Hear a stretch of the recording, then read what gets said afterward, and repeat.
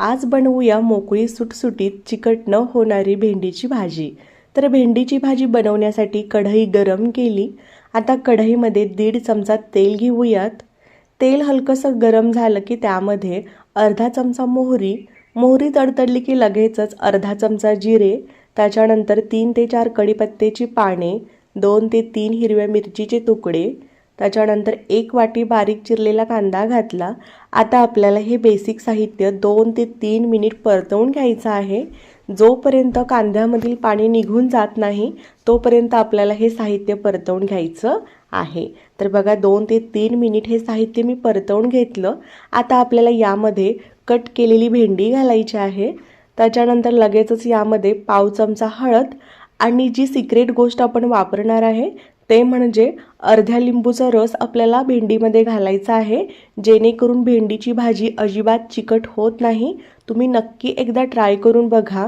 त्याच्यानंतर पुढे गॅस मोठ्या आचेवर करायचा आणि भेंडी 4 ते 5 मिनिट परतवून घ्यायची, जेणेकरून भेंडीमध्ये असलेला चिकटपणा निघून जातो।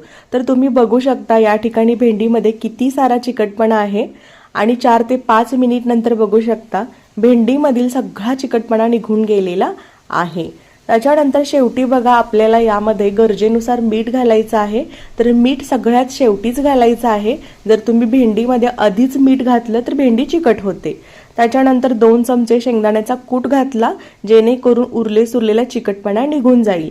त्या ठिकाणी तुम्ही खोबऱ्याचा कूट घातला तरी देखील चालेल। त्यानंतर सगळ्यात शेवटी आपल्याला फक्त 2 मिनिट भेंडीच्या भाजीची वाफ काढायची आहे। तर हे बघा या ठिकाणी भेंडीची भाजी तयार आहे।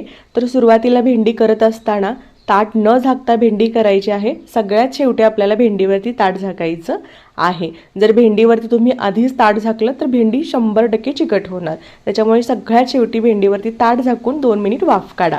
तर बघा भेंडी मस्त सुटसुटीत झालेली आहे। आता यावरती थोडीशी कट केलेली कोथिंबीर घालूयात।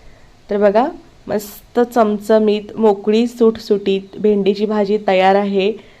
तुम्ही ज्वारीच्या भाकरीबरोबर खायला घ्या, मस्त लागते।